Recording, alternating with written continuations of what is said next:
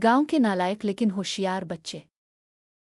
ये कहानी एक खूबसूरत देहात के 3 नालायक मगर इंतहाई चालाक दोस्तों के बारे में है, बिलाल, मंसूर और इमरान।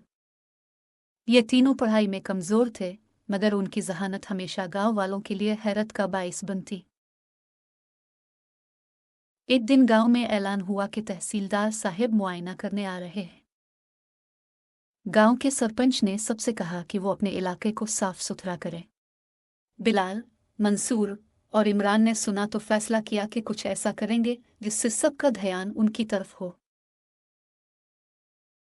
उन्होंने गांव की मरकजी सड़क पर एक बड़े खाली डब्बे को गिरे रंग में रंग दिया और उस पर इंतहाई कीमती माल, हाथ न लगाएं, लिख दिया। गांव के लोग हैरानी से इस डब्बे को देखने लगे और कुछ ने इसे हाथ लगाने की कोशिश की, लेकिन वो तीनों बच्चों ने इसे छुपाने के बहाने दौड़ लगा दी।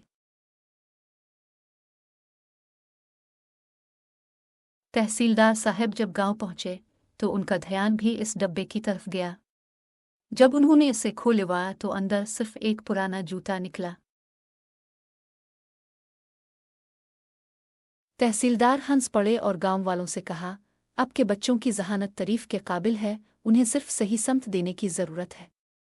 ये बात सुनकर सरपंच ने उन तीनों को स्कूल में दाखिल करवा दिया और यूं उनकी चालाकियां मुस्बत रास्ते पर गामजन हो गई।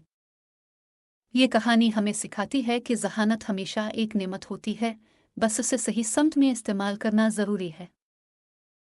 अगर आपको ये वीडियो पसंद आई तो बराह करम चैनल को लाइक, शेयर और सब्सक्राइब करना ना भूलें।